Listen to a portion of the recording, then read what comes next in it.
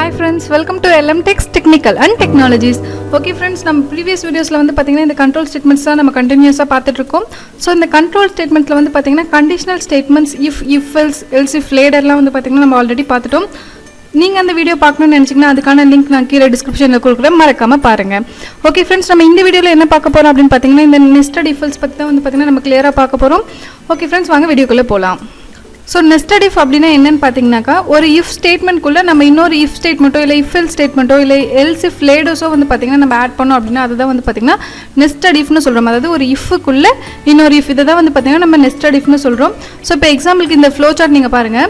So நம்ம வந்து பார்த்திங்கன்னா ஒரு கண்டிஷன் நம்ம செக் பண்ணுறோம். ஸோ அந்த கண்டிஷனை செக் பண்ணிவிட்டு அந்த கண்டிஷன் ட்ரூவாக இருந்தால் டேரெக்டாக வந்து பார்த்திங்கனாக்கா அந்த ட்ரூ பார்ட்டை ரன் பண்ணாமல் இன்னொரு கண்டிஷன் நம்ம கொடுக்குறோம். ஓகேங்களா? ஸோ அந்த கண்டிஷன் சாக்ரிஃபைஸ் ஆகிட்டு வந்துருச்சு அப்படின்னாக்கா நான் இன்னொரு கண்டிஷன் கொடுக்குறேன். ஸோ அந்த கண்டிஷனும் எனக்கு சூட் ஆனால் மட்டும்தான் வந்து பார்த்தீங்கன்னாக்கா ஒரு ட்ரூ பார்ட் நடக்கணும், இல்லை ஃபால்ஸ் பார்ட் நடக்கணும். ஓகேங்களா? சேம் இதே இந்த கண்டிஷன் ஃபால்ஸ் ஆகிடுச்சு அப்படின்னாக்கா வந்து பார்த்தீங்கன்னாக்கா உள்ளே போயிட்டு ஸோ அதுக்கு ஒரு true part false part. So இந்த மாதிரி ஒரு கண்டிஷனுக்குள்ளே இன்னொரு கண்டிஷனை செக் பண்ணுறது தான் வந்து பார்த்தீங்கன்னா நம்ம நெஸ்டட் இஃப்னு சொல்கிறோம். ஸோ இந்த கண்டிஷனுக்குள்ளே நீங்கள் வெறும் இஃப் கண்டிஷன் மட்டும் போடலாம், இல்லை இஃப் எல்ஸ் கண்டிஷன் போடலாம், இல்லை இஃப் எல்ஸ் லேடர் போடலாம். ஸோ உங்களுக்கு வந்து பார்த்தீங்கன்னா அந்த ப்ரோக்ராம்க்கு என்ன நீடடாக இருக்கோ ஸோ அந்த விஷயத்தை வந்து பார்த்தீங்கன்னா நீங்கள் இதில் அப்ளை பண்ணலாம் ஃப்ரெண்ட்ஸ். ஓகேங்களா? இப்போ வந்து பார்த்தீங்கன்னா நெஸ்டட் இஃப் யூஸ் பண்ணி வந்து பார்த்தீங்கன்னா உங்களுக்கு நான் சின்ன ஒரு எக்ஸாம்பிள் ப்ரோக்ராம் போட்டு காட்டுறேன். ஸோ இந்த ப்ரோக்ராம் உங்களுக்கு பார்க்கும்போது வந்து பார்த்தீங்கன்னாக்கா நெஸ்டட் இஃப்னா என்னங்கிறது ஈஸியாக புரியும். ஓகே ஃப்ரெண்ட்ஸ், இப்போ என்னோட ப்ரோக்ராம் போடுறதுக்காக நான் வந்து பார்த்தீங்கன்னாக்கா டர்போசி ஓப்பன் பண்ணிக்கிறேன். ஓகே ஃப்ரெண்ட்ஸ், இப்போ வந்து பார்த்தீங்கன்னா நான் டர்போசி ஓப்பன் பண்ணிட்டேன். தென் வந்து பார்த்தீங்கன்னாக்கா என்னோட ப்ரோக்ராம் போடுறதுக்காக நான் ஒரு நியூ ஃபைல் கிரியேட் பண்ணிக்கிறேன். ஓகே ஃப்ரெண்ட்ஸ், இன்றைக்கி நம்ம வந்து பார்த்திங்கன்னா நெஸ்டட் இஃப்க்கு வந்து பார்த்திங்கன்னா என்ன ப்ரோக்ராம் போட போகிறோம் அப்படின்னு பார்த்தீங்கன்னா ஒரு 10th ஸ்டூடெண்ட்க்கு வந்து பார்த்திங்கன்னா அவனோட ஆவரேஜ் பேஸ் பண்ணி நம்ம கிரேட் வந்து டிஸ்பிளே பண்ண போகிறோம். ஓகேங்களா? ஸோ இப்போ என்னோட கண்டிஷன்ஸ் என்னென்னு பார்த்தீங்கன்னா அந்த ஸ்டூடெண்ட் வந்து பார்த்தீங்கன்னா 80லேருந்து 100க்குள்ளே அவனோட ஆவரேஜ் எடுத்திருந்தான் அப்படின்னா அவனுக்கு ஏ கிரேட் டிஸ்பிளே பண்ணணும். அண்ட் வந்து பார்த்தீங்கன்னா 60 to 80க்குள்ளே எடுத்திருந்தானா அவனுக்கு பி கிரேட், 45 to 60 எடுத்திருந்தானா சி கிரேட், 35 to 45 எடுத்திருந்தா டி கிரேட். ஓகேங்களா? ஸோ அவனோட மார்க்ஸை நம்ம கெட் பண்ணி அந்த மார்க்ஸ்க்கு டோட்டல் ஆவரேஜ் ஃபைண்ட் அவுட் பண்ணிவிட்டு தென் அவன் எந்த கிரேட் அப்படிங்கிறது நம்ம சொல்லணும் ஃப்ரெண்ட்ஸ். ஓகேங்களா? ஸோ இதே வந்து பார்த்தீங்கன்னா 35க்கு மேலே கீழே எடுத்திருந்தானா அவன் ஃபெயில் ரேஞ்சுக்கு வந்துடுவான். ஓகே, இப்போ இந்த இடத்துல வந்து பார்த்தீங்கன்னா நம்ம நார்மலாக வந்து எல்சிஃப் லேடர் போட்டே வந்து பார்த்தீங்கன்னா இந்த ப்ராசஸை பண்ணலாமே. பட் எதுக்கு வந்து பார்த்தீங்கன்னாக்கா நெஸ்டட் இஃப் அப்படின்னு பார்த்தீங்கன்னா ஸோ இந்த இடத்துல என்ன நம்ம ப்ராசஸ் பண்ண போகிறோம் அப்படின்னு பார்த்தீங்கன்னா இப்போ ஒரு பர்சன் பாஸாக இருந்தால் மட்டும்தான் வந்து பார்த்தீங்கன்னா அவனுக்கு கிரேடே கொடுக்கணும்.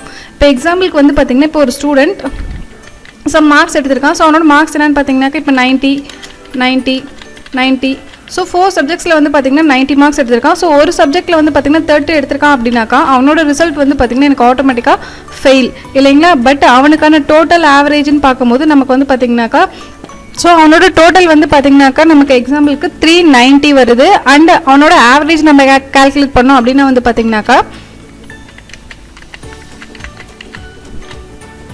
நமக்கு 78% வருது. ஓகேங்களா? ஸோ இப்போ 78% அப்படின்னாக்கா வந்து பார்த்தீங்கன்னா அவன் ஏ கிரேடில் வந்துடுவான், சாரி பி கிரேடில் வந்துடும். அதாவது 60 to 80க்குள்ளே அவனோட ஆவரேஜஸ் இருந்தது அப்படின்னாக்கா பி கிரேட் இல்லைங்களா? பட் இந்த பர்சன் வந்து பார்த்தீங்கன்னா நமக்கு ஃபெயிலு. ஸோ ஆவரேஜ் வைஸ் பார்க்கும்போது அவன் பியில் வரான். ஸோ இப்போ நம்மளோட ப்ரோக்ராம் என்னன்னு பார்த்தீங்கன்னா ஒரு ஸ்டூடெண்ட் எல்லா சப்ஜெக்ட்ஸ்லையுமே பாஸ் ஆகிருந்தால் மட்டும், ஸோ எல்லா சப்ஜெக்ட்ஸ்லையுமே அபவ் 35 மார்க்ஸ்க்கு மேலே எடுத்திருந்தால் மட்டும் வந்து பார்த்தீங்கன்னாக்கா எனக்கு இந்த கிரேட் அப்ளை ஆகணும். ஸோ இந்த இடத்துல நம்ம நெஸ்டட் இஃப் கான்செப்ட் யூஸ் பண்ண போகிறோம். எப்படி போடுறதுன்னு பார்க்கலாம் ஃப்ரெண்ட்ஸ். ஓகே ஃப்ரெண்ட்ஸ், இப்போ என்னோட ப்ரோக்ராம் போடுறதுக்காக நான் என்னோட ஹெடர் ஃபைல்ஸ் இன்க்ளூட் பண்ணிக்கிறேன். ஓகே ஃப்ரெண்ட்ஸ், நான் மெயின் ஃபங்க்ஷனே ஆட் பண்ணிக்கிட்டேன். ஸோ இப்போ வந்து பார்த்தீங்கன்னாக்கா ஒரு 10th ஸ்டூடெண்ட்டோட நம்ம மார்க் வாங்க போகிறோம். ஸோ எனக்கு 5 சப்ஜெக்ட்ஸ் இருக்கிறதுனால நான் வந்து பார்த்தீங்கன்னாக்கா 5 வேரியபிள்ஸ் அசைன் பண்ணிக்கிறேன். ஸோ 1 ஃபார் தமிழ் அண்ட் வந்து பார்த்தீங்கன்னாக்கா இங்கிலீஷ், ஸோ ஈன்னு அசைன் பண்ணிக்கிட்டேன். மேக்ஸ், சயின்ஸ் அண்ட் சோஷியலுக்கு வந்து பார்த்தீங்கன்னா நான் எஸ்ஓ அப்படின்னு எடுத்துக்கிட்டேன். So Tamil, English, maths, science, social so variables வந்து பார்த்தீங்கன்னா நான் டிக்ளேர் பண்ணிட்டேன். தென் அந்த ஸ்டூடெண்ட்ஸ்க்கான மார்க்ஸ் வந்து பார்த்தீங்கன்னா நம்ம கெட் பண்ணலாம். ஸோ நான் என்ன பண்ணிக்கிறேன்னு பார்த்தீங்கன்னா என்டர் மார்க்ஸ் அப்படின்னு சொல்லிட்டு நான் ஜஸ்ட் ஒரு மெசேஜ் கொடுத்துக்கிறேன். தென் அந்த மார்க்ஸ் வந்து பார்த்திங்கன்னா நம்ம கெட் பண்ணலாம். So scanf % d. So நான் 5 சப்ஜெக்ட்ஸ் கெட் பண்ணுறதுனால நான் வந்து பார்த்திங்கனாக்கா 5% டி சிம்பிள் யூஸ் பண்ணிக்கிறேன். தென் ஃபஸ்ட் வேல்யூ வந்து பார்த்திங்கன்னா எனக்கு டீயில் ஸ்டோர் ஆகணும். Second one goes to E and third one வந்து பார்த்திங்கன்னா எம். ஸோ ஃபோர்த் ஒன் வந்து S science and fifth one வந்து பார்த்திங்கன்னா சோஷியல். ஓகேங்களா? ஸோ நான் வந்து பார்த்திங்கனாக்கா 5 சப்ஜெக்ட்ஸையும் கெட் பண்ணி அந்த பர்டிகுலர் வேரியபிள்ஸில் வந்து பார்த்திங்கன்னா ஸ்டோர் பண்ணிட்டேன். ஸோ இந்த ஸ்டூடெண்ட்க்கு வந்து பார்த்திங்கன்னா நம்ம கிரேட் கொடுக்கணும் அப்படின்னாக்கா வந்து பார்த்திங்கனாக்கா அவனோட டோட்டலும் ஆவரேஜும் நமக்கு தேவைப்படுது. ஸோ நம்ம ஃபஸ்ட்டு வந்து பார்த்திங்கன்னா அவனோட டோட்டல் கால்குலேட் பண்ணிடலாம். ஸோ டோட்டலுக்கு நான் என்ன பண்ணிக்கிறேன் டிஓடி அப்படின்னு சொல்லிட்டு ஜஸ்ட் ஒரு வேரியபிள் புதுசாக ஆட் பண்ணிக்கிறேன். தென் இந்த வேரியபிளை நான் என்ன பண்ணிக்கிறேன் 5 சப்ஜெக்ட்ஸையும் வந்து பார்த்திங்கன்னா ஆட் பண்ணிக்கிறேன். Tamil plus English plus maths plus science plus social.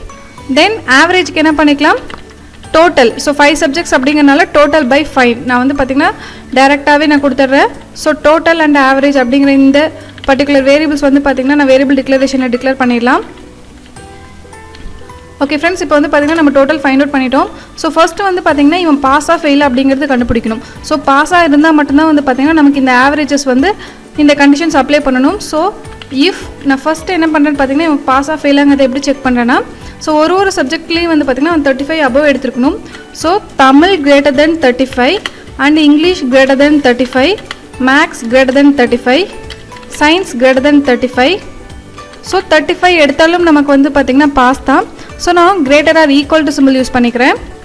And social greater or equal to 35. Then இப்போ இந்த இடத்துல வந்து பார்த்திங்கன்னா நமக்கு ஒரு கண்டிஷனுக்கு மேலே யூஸ் பண்ணியிருக்கோம். ஸோ லாஜிக்கல் கேட் யூஸ் பண்ணணும். ஸோ அவன் கண்டிப்பாக வந்து பார்த்திங்கன்னா 35 above எடுத்திருந்தால் மட்டும்தான் பாஸ். ஸோ லாஜிக்கல் கேட் வந்து பார்த்திங்கன்னா இந்த இடத்துல நான் அண்ட் அப்ளை பண்ணிக்கிறேன். ஸோ நம்ம ஆர் அப்ளை பண்ணோம் அப்படின்னாக்கா அவன் ஒரு சப்ஜெக்ட்டில் 35 எடுத்திருந்தாலுமே வந்து பார்த்திங்கன்னா ரிசல்ட் பாஸ்னு வந்துடும். ஸோ கண்டிப்பாக வந்து பார்த்திங்கன்னா இவன் எல்லா சப்ஜெக்ட்லையுமே வந்து 35 above எடுத்துருக்கணும். ஸோ நான் இந்த இடத்துல அண்ட் லாஜிக் வந்து பார்த்திங்கன்னா யூஸ் பண்ணிக்கிறேன். ஓகேங்களா? தென் இப்போ இவன் வந்து பார்த்திங்கனாக்கா ஃபஸ்ட்டு நம்ம இதை செக் பண்ணிடலாம். ஸோ அவன் above 35 எடுத்திருந்தான் அப்படின்னாக்கா அவனோட ரிசல்ட் வந்து பார்த்திங்கனாக்கா பாஸ். அப்படி இல்லை அப்படின்னாக்கா அவனோட ரிசல்ட் வந்து பார்த்திங்கன்னா ஃபெயில்.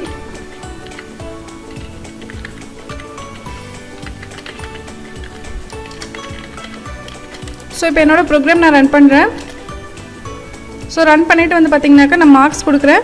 ஸோ நான் எல்லாமே வந்து பார்த்திங்கன்னா above 35 நான் கொடுத்தேன் அப்படின்னாக்கா அவனோட ரிசல்ட் வந்து பார்த்திங்கன்னா பாஸ். இதே வந்து பார்த்திங்கன்னா ஏதாவது ஒரு சப்ஜெக்ட்ஸில் நான் வந்து பார்த்திங்கனாக்கா மார்க்ஸ் நான் கம்மியாக கொடுத்துட்டாலுமே வந்து பார்த்திங்கன்னா அவனோட ரிசல்ட் வந்து ஃபெயில். ஸோ ஆட்டோமேட்டிக்காக வந்து பார்த்திங்கன்னா ரிசல்ட் வந்து ஃபெயில். ஓகேங்களா? ஸோ இப்போ இந்த இடத்துல வந்து பார்த்திங்கனாக்கா எனக்கு வந்து அவன் பாஸாக ஃபெயிலா அப்படிங்கிறது தேவையில்லை. ஸோ ஃபெயில் அப்படிங்கிற ரேஞ்ச் வேணும். ஸோ எல்ஸ் பார்ட்டில் நான் எந்த ஒரு சேஞ்சஸும் பண்ணல. பட் வந்து பார்த்திங்கன்னா அவன் பாஸாக இருந்தானா எனக்கு பாஸ்னு சொல்லக்கூடாது. ஸோ அதுக்கு பதிலாக நான் இங்கே கொடுத்துருக்கேன் இந்த கண்டிஷன்ஸ் எனக்கு அப்ளை ஆகிட்டு அவனோட கிரேட் வந்து பார்த்திங்கன்னா ஜென்ரேட் ஆகணும். ஸோ 80லேருந்து 100க்குள்ளே அவங்களோட ஆவரேஜ் இருந்தது அப்படின்னா அவங்களுக்கான கிரேட் வந்து பார்த்திங்கன்னா ஏ. ஸோ இதுக்கான கண்டிஷன் நம்ம செக் பண்ணலாம். ஸோ இந்த கண்டிஷனை நம்ம எங்கே செக் பண்ணணும்னு பார்த்திங்கனாக்கா அவன் பாஸாக இருந்தால் மட்டும்தான் செக் பண்ணணும் இல்லைங்களா? ஸோ இந்த இஃப்குள்ளே நான் இன்னொரு இஃப் யூஸ் பண்ணுறேன். ஸோ இதை தான் வந்து பார்த்திங்கன்னா நம்ம நெஸ்டட் இஃப்னு சொல்கிறோம். ஸோ ஒரு பர்டிகுலர் ப்ராசஸ் ரன் ஆகி அது சாட்டிஸ்ஃபைடு ஆனதுக்கப்புறமா வந்து பார்த்திங்கன்னா இன்னொரு கண்டிஷன் நம்ம செக் பண்ணுறோம். ஸோ அதுவும் சாட்டிஸ்ஃபைடு ஆனதாக வந்து பார்த்திங்கன்னா அதுக்கான ரிசல்ட்ஸை நம்ம அதாவது ஸ்டேட்மெண்ட்ஸை வந்து நம்ம எடுத்துக்கிறோம். ஓகேங்களா? ஸோ இதை தான் நெஸ்டட் இஃப்னு சொல்கிறோம். ஸோ எனக்கு ஃபஸ்ட்டு ஸ்டேட்மெண்ட் எல்லாமே ட்ரூ ஆகி அது ஃபஸ்ட்டு கண்டிஷன்ஸ் எல்லாமே ட்ரூ ஆகி பாஸாக இருந்தால் அப்படின்னாக்கா எனக்கு இந்த உள்ளே இருக்க இந்த இஃப் ஸ்டேட்மெண்ட் எனக்கு ரன் ஆகும். ஸோ இதில் நான் ஃபஸ்ட்டு என்ன பண்ணுறேன்னு பார்த்தீங்கன்னா அவனோட ஆவரேஜ் டேரெக்டாக எடுத்துக்கிறேன். ஸோ ஆவரேஜ் வந்து பார்த்திங்கன்னா எனக்கு கிரேட்டர் தென் 80. ஸோ 80க்கு மேலே and less than or equal to 100. 100க்குள்ளே அவனோட ஆவரேஜ் இருந்தது அப்படின்னாக்கா அவனுக்கு கிரேட் வந்து பார்த்திங்கன்னா ஏ. ஸோ நான் இந்த இடத்துல என்ன பண்ணிக்கிறேன்னு பார்த்தீங்கன்னா கிரேட் ஏ அப்படிங்கிறத டிஸ்பிளே பண்ணிக்கிறேன். இன்கேஸ் இல்லை அப்படின்னாக்கா எல்ஸ். ஸோ வெறும் நம்ம வந்து பார்த்திங்கனாக்கா ஏபின்னு கொடுத்துருந்தா மட்டும் எல்ஸ் பார்ட் போட்டால் போதும். ஸோ இப்போ நான் வந்து பார்த்திங்கன்னா ஏபிசிடின்னு சொல்லிட்டு 4 கண்டிஷன்ஸ் கொடுத்துருக்கேன். ஸோ எல்ஸ் இஃப் யூஸ் பண்ணி திரும்ப எல்ஸ் பார்ட்டில் நான் ஒரு கண்டிஷன் செக் பண்ணுறேன். ஸோ இதுதான் வந்து பார்த்திங்கன்னா நம்ம எல்ஸ் இஃப் லேடர்னு சொல்லுவோம்.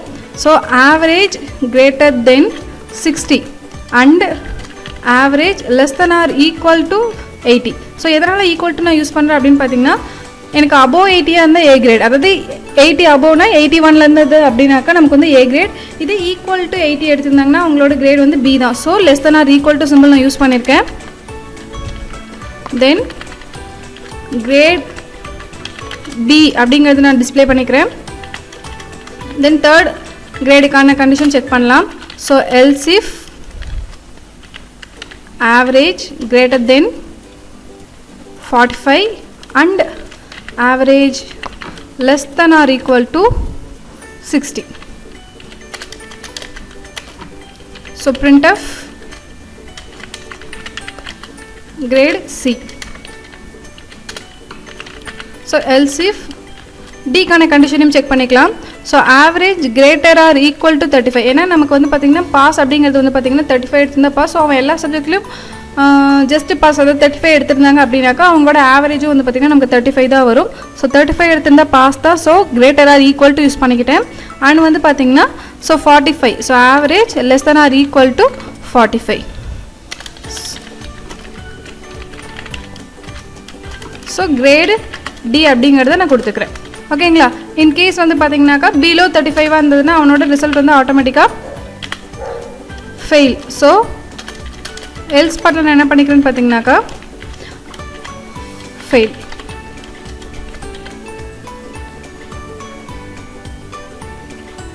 ஓகேங்களா ஃப்ரெண்ட்ஸ். ஸோ இந்த இடத்துல வந்து பார்த்தீங்கன்னாக்கா ஒரு இஃப் ஸ்டேட்மெண்ட்குள்ளே நான் இன்னொரு இஃப் எல்ஸ் லேடர் தான் யூஸ் பண்ணியிருக்கேன். ஸோ நீங்கள் இஃப்க்குள்ளே இஃப் யூஸ் பண்ணலாம், இஃப் எல்ஸ் யூஸ் பண்ணலாம், இஃப் எல்ஸ் லேடர் யூஸ் பண்ணலாம். ஸோ இந்த மாதிரி ஒரு கண்டிஷனுக்குள்ளே இன்னொரு கண்டிஷன் நம்ம அப்ளை பண்ணுறது தான் வந்து பார்த்தீங்கன்னாக்கா எல்ஸ் இஃப் லேடர் அப்படின்னு சொல்லி சொல்கிறோம். ஓகேங்களா. ஸோ இந்த இஃப் கண்டிஷன் ரன் ஆகிட்டு இது நமக்கு ட்ரூ ஆனிச்சு அப்படின்னாக்கா இந்த உள்ளே இருக்கிற கண்டிஷன்ஸ் நமக்கு அப்ளை ஆகும். அப்படி இல்லாட்டி அப்படின்னாக்கா இந்த எல்ஸ் பார்ட் நமக்கு ஒர்க் ஆகும். ஓகேங்களா. ஓகே ஃப்ரெண்ட்ஸ், இப்போ இந்த ப்ரோக்ராம் நம்ம ரன் பண்ணி பார்க்கலாம். ஸோ நான் ப்ரோக்ராம் ரன் பண்ணுறேன். ஸோ எனக்கு வந்து பார்த்திங்கன்னா ஒரு சப்ஜெக்டில் ஃபெயில் அப்படின்னாலுமே ஸோ ஆட்டோமேட்டிக்காக ஃபெயில். இதே வந்து பார்த்திங்கன்னா நான் வந்து அவங்களுக்கு கரெக்டான மார்க்ஸ் நான் கொடுத்துட்டேன். ஸோ எல்லா சப்ஜெக்ட்லேயும் அவங்க பாஸாக இருக்காங்க அப்படின்னாக்கா அவங்களோட கிரேட் வந்து பார்த்திங்கன்னா ஏ. ஸோ இப்போ வந்து பார்த்திங்கன்னா நம்ம ஆவரேஜும் சேர்த்து டிஸ்பிளே பண்ணோம் அப்படின்னாக்கா நமக்கு இன்னும் கொஞ்சம் ஈஸியாக இருக்கும். ஸோ நான் இந்த இடத்துல என்ன பண்ணுறேன்னு பார்த்திங்கன்னா அவங்களோட டோட்டல் அண்ட் ஆவரேஜ் ரெண்டையுமே வந்து டிஸ்பிளே பண்ணிடுறேன். So total percentage D total display பண்ணிடுறேன் அண்ட் ஆவரேஜும் டிஸ்பிளே பண்ணிடுறேன்.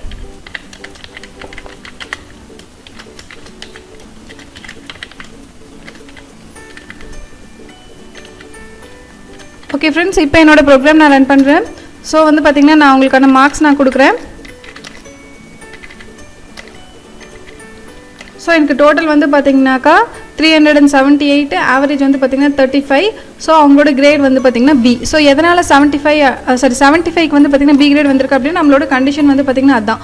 ஸோ 60லேருந்து 80 ரேஞ்சுக்குள்ளே இருந்தாங்க அப்படின்னாக்கா அவங்களுக்கான கிரேட் வந்து பார்த்திங்கன்னா பி.